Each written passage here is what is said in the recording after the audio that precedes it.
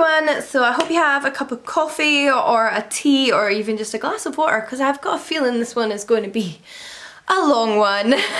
This haul was not that big until about a week ago. It was a mixture of some books I'd been sent by a publisher, like one book I'd bought for myself and a couple of gifts, but then I just lost any semblance of self-control over the past week. I gave up. 2021 is not bringing me joy, and I don't think I'm the only person experiencing that. This past month in particular, I have just been so lethargic, really struggling to sleep, finding it difficult to concentrate on things, and overwhelmed.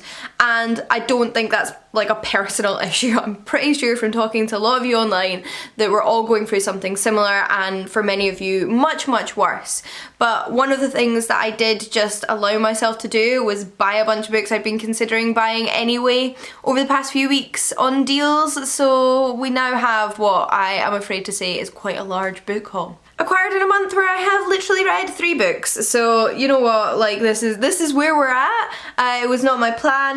Like I said, also have a bunch of books that were sent to me by publishers, which I'm very grateful for, so I'm gonna stop wasting your time rambling here and get into the books, because at least I have the joy of being able to sit down and chat about them all with you, which I really do enjoy. The first book I have is actually one I don't even know the title for, because I have shown the utmost of self-restraint in not opening this subscription box which was sent to me in February. It is the Book Retreat subscription box. It's a small independent company who reached out to me in February and offered to send me a box, which did come about 2 weeks ago, and I have, like I said, practiced a lot of self-restraint in not looking at what's inside, but based on what they offer on their website, I'm super duper excited to see what's inside. They've got a few different options of care packages and just sort of like escapist literature packages with little goodies, so let's have a look together, shall we? Oh my goodness, I am so excited. Okay. Oh my god, it looks so cute! Look at the inside! So like I said, there's a sort of intent of care with these parcels, which I really appreciate, and like I said, could really do with at the moment. So let's see what the items are specifically. First up, we actually have a cafe latte, a Starbucks cafe latte powder pouch, which I have to say is one of my favourite things about this box so far, just from my experience with the owner, because they don't just send you, you know, a tea bag in their box, which I find happens a lot with bookish subscriptions, and I think is lovely. It's a really nice touch to receive a tea bag, but I don't really drink a lot of tea. I occasionally drink a herbal tea maybe once a week, but I'm a coffee drinker, and then I know others aren't even coffee or tea drinkers, you know, they're hot chocolate drinkers if they drink hot drinks at all. So what Book Retreat does is actually ask you if you would like tea, coffee or hot chocolate in your box, and that is genuinely one of the nicest touches I have ever experienced with a subscription box, so I'm definitely going to be enjoying that this afternoon. We then have a hair scrunchie, which honestly, this is perfect. I love hair scrunchies. Oh, I don't want to tie my hair up right now because I actually quite like how it looks, but this is going to come in handy, I am sure. We then also have some little pieces of skincare in these lovely little travel sized pouches. We have a micellar cleansing water, which is great for removing like grime and makeup. And then we also have a protecting light moisturizer from the same brand, which is Simple. And then we have we have two Biscoffs. We have 2 Biscoff biscuits. These are actually vegan, which is fantastic, and I know very popular. They might have gone to the hairdresser. I haven't been to the hairdresser in years and years now, but I used to always get these at the hairdresser, which I really enjoyed. We then have a bookmark which accompanies a book. So let's find out what the book is inside here. This is obviously the most exciting part. Oh, okay. Right. Oh my god. Okay. I give up. Oh, okay. It looks like a thriller. I'm pretty sure I've seen this cover online when I've been looking at sort of recent thriller releases, but I don't actually know what it's about. It's Blood Orange by Harriet Tice. The back says that Alison has it all, a loving family and a career on the rise. She's just been given her first murder case to defend, but all is never as it seems. So she's a lawyer. Oh, I really like that. I really like when your protagonist is someone that's not necessarily a police officer, but is involved in the sort of legal criminal world. So that should be really interesting. Like I said, just give me all the thrillers at the moment. Plus, I just noticed underneath this, which I hadn't spotted before, is a eye mask. I've never tried these before. I know my friend Elle, who runs a skincare Instagram account, it's called Glow Skin Life, I'll link it down below, swears by eye masks, and I love a face mask, so I'm really excited to try my first ever eye mask, Moisture Bomb Eye Tissue Mask. And actually, despite having oily skin, I get really dry under eyes, so this will be a nice little treat. I'm definitely gonna have a self-care evening and a bath and try my eye mask and eat my biscuits. This video is in no way sponsored, but I am very, very grateful to Book Retreat for having sent me a box. If you're interested in them, I will have them linked in the description box down below. And without further ado, let's crack on with the rest of the books. One of which I actually also got in a subscription box, so I'm going to talk about that one next. So the other book I got in a subscription box this month was Lore by Alexandra Bracken, which is a nice hefty hardback, and this came in my Fairy Loot box. Fairy Loot send me out boxes to review, and I usually unbox them over on my Instagram page, which I did for this one. But I obviously have to mention the book itself here because I am so excited about this. This is inspired by Greek mythology and it's set in the modern day, but Zeus every few years sort of curses or punishes the other gods by turning them into mortals and forcing them to live on Earth, and it's one of those periods in which we are following the story. So I just think that sounds so unique, so mind-bending and different. I'm really, really excited for this one, plus this edition is gorgeous. It is obviously the special edition made for Fairy Loot, including one of my favourite features of Fairy Loot books, the beautiful illustrated dust jackets, which always feature these gorgeous illustrations inside. Not to mention the fact that Medusa is right here on the front of the hardback. This looks beautiful and I'm really, really excited. Like I said, I've never really come across a Greek myth inspired book with this kind of concept before, so it should be really, really different. I don't know if by the cut it's obvious to you, but I just had to dash to the door and get my post, which included a new book. So I'm going to mention it here because it literally just arrived and I wasn't expecting it, but it could not have come at a more perfect time. So this is Starfell, Willow Moss and the Vanished Kingdom by Dominique Valenti. So this is part of a middle grade fantasy series about a young witch whose power is to find lost things. And I actually read the first book in this series in January, so very, very recently during a reading vlog. So I am really excited to carry on with the series. This is book 3, which is actually coming out on the 4th of March, so I will have to get my hands on book 2. But yeah, this is just like the magic. This is absolute magic. But before I had to dash away there, I was actually about to show you the books that I had bought myself in February, of which there are 7, and that is obviously not including all of the 99p Kindle books that I've bought myself. But honestly, like, I can't even like bear to own up to all of those unless you want like a whole separate dedicated Kindle book haul. That might make me face what I have done so far this year. But in the meantime, let's look at the physical books. So I think I already mentioned that a couple of these I did buy for research purposes in regards to a project I'm currently working on. So there is no guilt there. I mean, there's no real guilt associated with any of these, but I have like a really good reason for buying these ones. And it's these 2 collections of myths and legends published by Penguin Classics. So first up we have Tales of the Marvellous and News of the Strange, a medieval Arab fantasy collection. So these stories, I believe, are particularly old folk tales and legends from the Arab world and predate even the Arabian Nights, which I believe is probably more well known or more famous. So I'm really, really intrigued to see what is included in here. We then also have Hindu myths. So these are obviously directly related to Hinduism that were originally Sanskrit texts, and includes some of the big myths and epics from Hindu tradition like Rig Veda and Mahabharata, which I have always wanted to read. Particularly the Mahabharata has always sort of been on my list of texts to read, so I'm really excited to have this little bind up here, which has been translated by Wendy Doniger to read in full and learn from. Moving on to more general fiction, like I mentioned, I'm on such a thriller binge at the moment, and I did pick myself up 2 new thrillers. The first one is They All Fall Down by Rachel Housel Hall. This reminds me a little bit in the premise of And Then There Were None. I don't know if it's directly inspired by that or not, but in a sense I think all thrillers in this sort of archetype are slightly inspired by And Then There Were None. I think it had such a big influence on this type of mystery. What I mean by that is that this is about a group of strangers who have never met before but have been invited to stay on a private island under the pretense that they have won these magnificent holidays. And of course it's not as simple as that. There's lots of dark secrets and they are potentially in danger. It sounds super duper intriguing and I'm really looking forward to reading it. We then have Darling by Rachel Edwards. Oh, these are both by authors called Rachel. That was completely unintentional, but they are. And the first line on the blurb is, I knew she was trouble from the moment I saw her. What a way to capture your attention. It then goes on to say, I felt it as she stood in the doorway that day, disaster. Not just because she was so different. That skin and that hair, as different from me as it's possible to be. There was something wrong about her, wrong for us. It was never going to work. Now she's dead, and only I am left to love him. She's dead.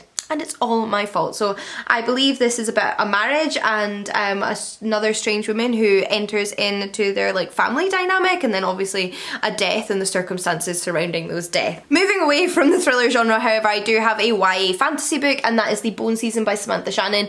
So this one's been out for quite a few years. There is maybe 4 books currently in the series. There's an original trilogy, but I think more has been released since then. Knowledge I only have because of following my friend Ashley of Frolic Through Fiction, who's a big fan and is often tweeting about this series and this author. And I've never read any Samantha Shannon, which I know will come as a surprise because a lot of you are absolutely certain I will love Priory of the Orange Tree, and I am certain too, but I'm super intimidated by that book because of how much I'm expecting of it and how long it is and how much hype it has. This, however, I thought might be a nice way to ease in with Samantha Shannon because I've also heard wonderful things about it. It's actually set in a sort of fantastical, maybe sci-fi, futuristic version of London. 2051 I think was what I read online, but it doesn't say here on the back, so I could be absolutely making that up. And we have a whole subsection of London who are clairvoyant, and their kind has been run underground by the government where they must live away from the rest of society. I don't really know much else about it other than I've just heard a lot of fantastic reviews and was intrigued to read some Samantha Shannon, so I'm looking forward to giving it a shot. We then have Santa Olivia by Jacqueline Carey. This is a book that's been on my wish list for a little while. I read Jacqueline Carey's Nama's Kiss and really enjoyed it quite a few years ago, but then I saw that all of a sudden it had been reduced to like £3.50, so of course I had to buy a copy. Unlike Nama's Kiss, however, which is a high fantasy novel, I believe this is a sort of dark superhero novel, and I have never read a superhero novel before. I don't really like superhero films or comic books. I've tried, but I've never gotten into them. However, this just sounds so different and so unique, and is by an author I already like, that I wanted to give it a chance. It's about a young woman who lives in an isolated military buffer zone between Mexico and the US, and who is the daughter of a man that was genetically engineered to have superhuman strength, speed, stamina and senses. And as his daughter, she has of course inherited them, so it'll be fun to see how she goes about using them. We then, last but not least, have How a Mother Weaned Her Girl from Fairy Tales by Kate Bernheimer. This is, I'm not entirely sure. I thought a collection of short stories, but they look quite abstract and in some senses almost like poetry. I think it's still fair to say this is short stories, but slightly experimental. So as you can sort of see, we do have little pages here that look like that, and that makes me think kind of poetry. But then otherwise we have regular prose. So to be honest, I'm just assuming beautiful writing and interesting fairy tale retellings. Kate Bernheimer is a writer who I have read in anthologies in the past and have collected works that she's edited on my shelves, but I've never just read a book by, and I've always been sort of intrigued to check out, so that is why I decided to just go ahead and finally buy this one. I then have a book that I'm actually borrowing, so I thought I would fling in here, and that is This Is How You Lose a Time War by Max Gladstone.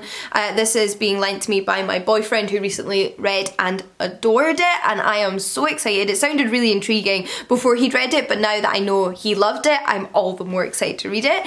It is the most intriguing sci-fi premise I have ever heard, about 2 androids who serve on opposite sides during the Time War, but communicate with one another when they leave letters or messages behind after they visit different periods in time in this war, and gradually through these letters fall in love, and it just sounds beautiful. I mean, what a unique love story, what a unique sci-fi premise.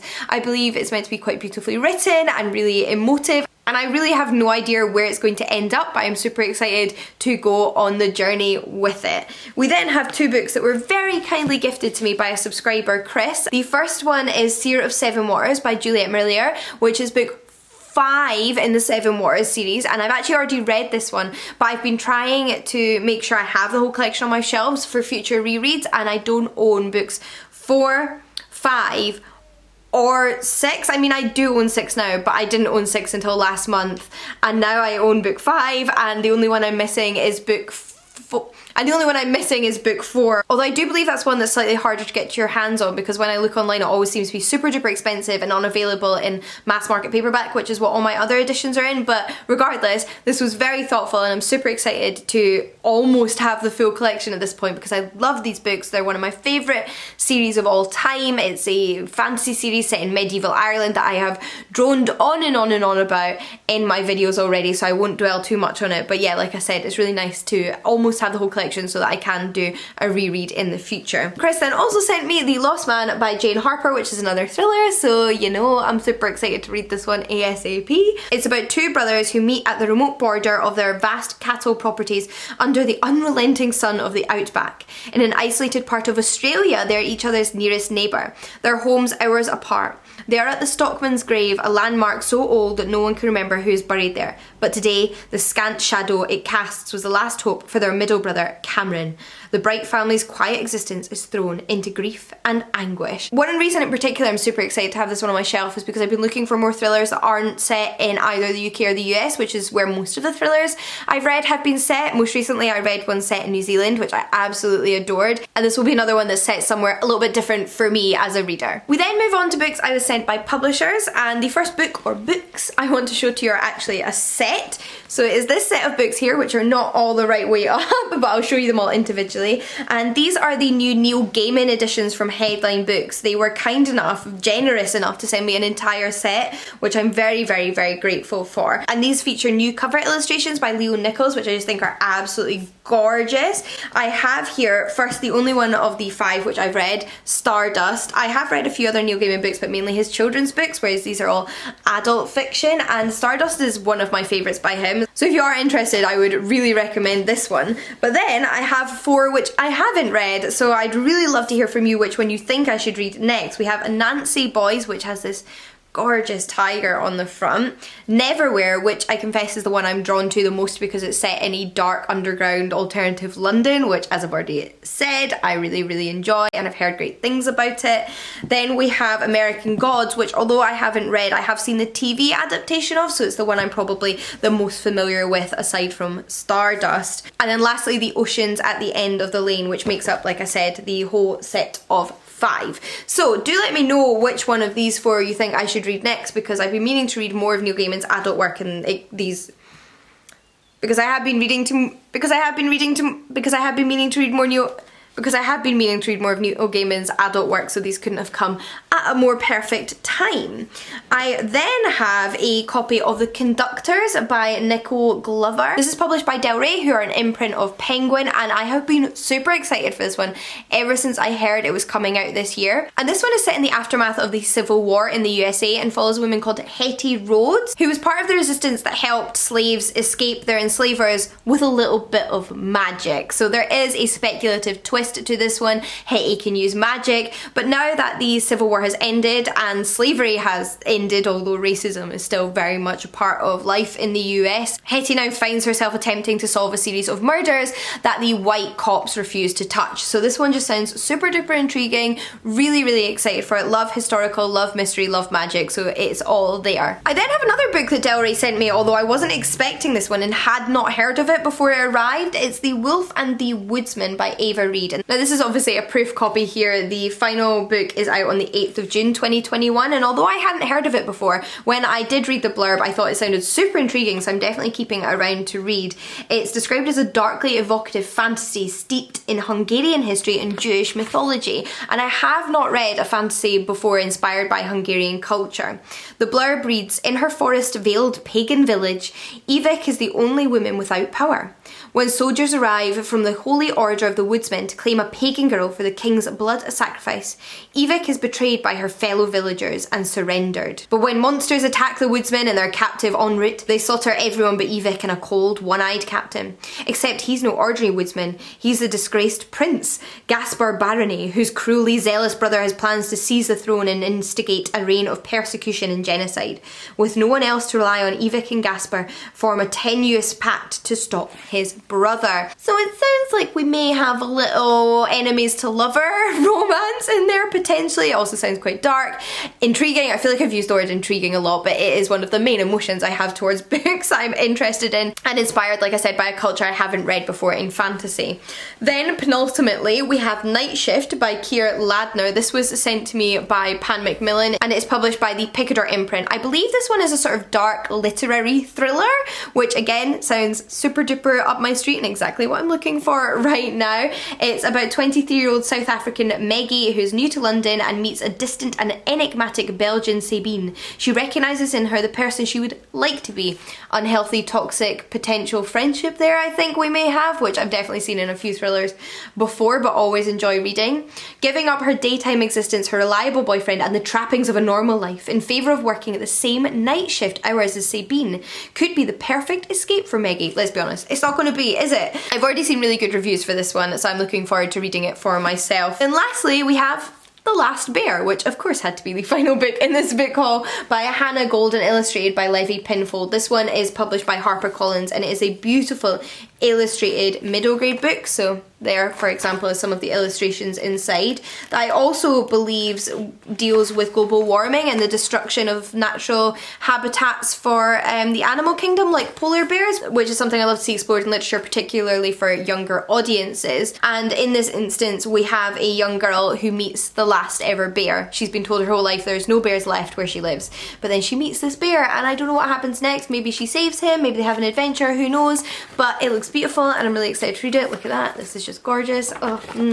Truly the effort and skill that goes into designing book covers absolutely astounds me every single time. But those are all the books I wanted to show you. Like I said, there was quite a few and I feel like I've been filming for quite a while, but hopefully you have enjoyed this video nevertheless. I would love to hear from you if you've read any of these or are looking forward to reading any of these. Let me know in the comments down below, and until next time, happy reading. I will see you all again soon. Bye everyone!